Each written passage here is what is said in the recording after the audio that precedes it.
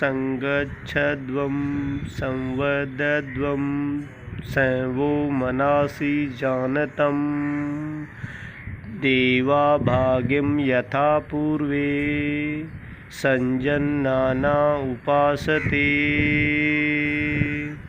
ओम शांति शांति शांति।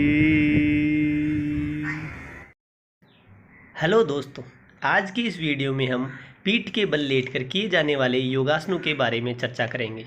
पीठ के बल लेटकर किए जाने वाले योगासनों से हमारे शरीर की थकान दूर होती है तथा हमारे अगर हाई ब्लड प्रेशर की समस्या है, माइग्रेन की समस्या है, तो उन सभी समस्याओं से हमें सही समय पर और कम समय में निजात मिल जाता है। पीठ के बल लेटकर किए जाने वाले मुख्य आसन है शवासन, नौकासन, हलासन, सर्वांगासन, पवन मुक्तासन, उत्तान पादासन, मर्कटासन और मेरुदंडासन। तो सबसे पहले हम शुरू करेंगे शवासन से। शवासन के लिए पीठ के बल मेट पर या दरी पर आरामदायक स्थिति में लेट जाएं। अपने दोनों पाँवों को हल्का थोड़ा सा बाहर की तरफ खोलें। अपनी हथेलियां धरातल को छूती हुई, आपकी हथेली ऊपर आसमान की तरफ रहेगी, आपकी उंगलियां थोड़ी मुड़ी हुई, आपका सिर बिल्कुल आरामदायक स्थिति में पीछे लगा रहेगा।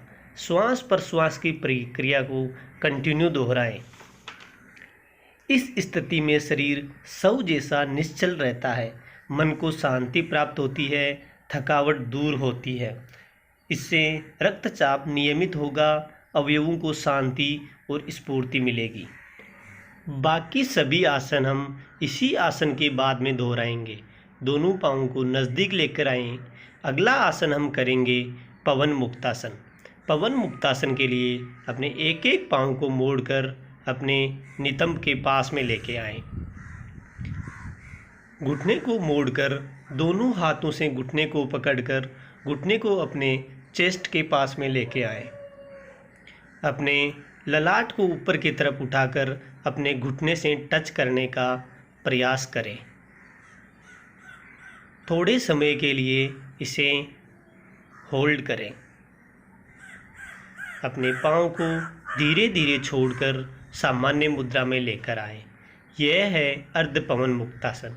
इसी प्रकार दूसरे पाँव को मोड़कर अपने नितंब के पास में लेकर आएं। दोनों हाथों से घुटने को पकड़कर घुटने को अपनी छाती के पास में लेकर आएं। अपने सिर को ऊपर की तरफ उठाकर ललाट को अपने घुटने के ऊपर टच करने का प्रयास करें। पवन मुक्तासन, जिसमें पेट में जमी हुई वायु यानी अपान वायु से मुक्ति प्राप्त करने के लिए हम पवन मुक्तासन करते हैं। उसके बाद अभी हमारे दोनों पाँवों को एक साथ मोड़कर दोनों पाँवों को घुटनों से पकड़कर अपने ललाट को अपने घुटनों के पास में आरामदायक स्थिति में लगाकर रखेंगे।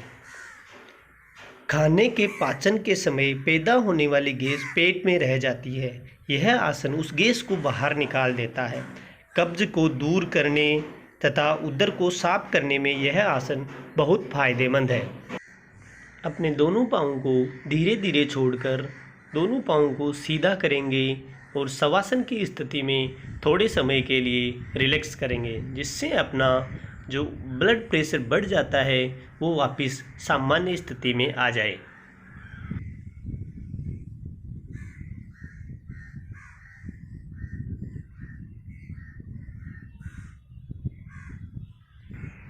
अगला आसन हम करेंगे उत्तान पादासन। अपने दोनों पाँवों को पास में लेकर आएं। अपनी हथेली धरातल को छूती हुई अपने एक एक पाँव को ऊपर की तरफ 45 डिग्री या 60 डिग्री के आसपास धरातल से ऊपर की तरफ उठाना है। आपका पंजा बाहर की तरफ खिंचा हुआ रहेगा।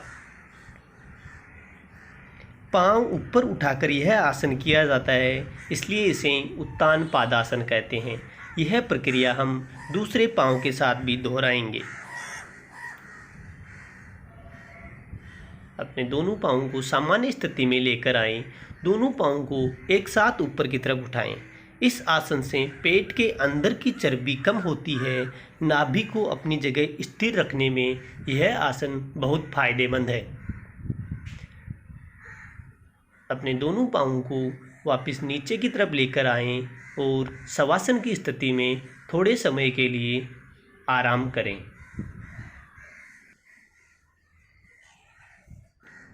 अगला आसन हम करेंगे सर्वांगासन।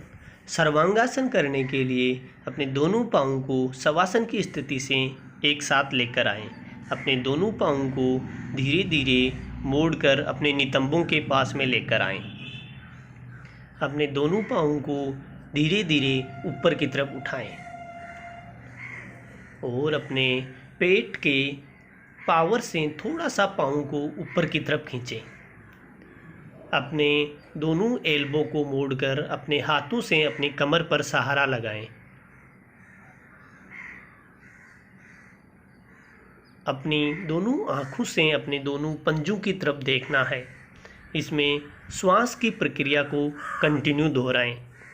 यह आसन करने से शरीर के सभी अवयव अच्छे तरीके से काम करते हैं, इसलिए इसे सर्वांगासन कहा जाता है।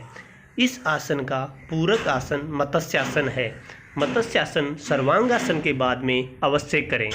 धीरे धीरे अपने दोनों पाँवों को सामान्य स्थिति में लेकर आएं। इस आसन को एक बार दोबारा दोहराने के लिए अपने दोनों पाँवों को धीरे धीरे ऊपर की तरफ उठाएं।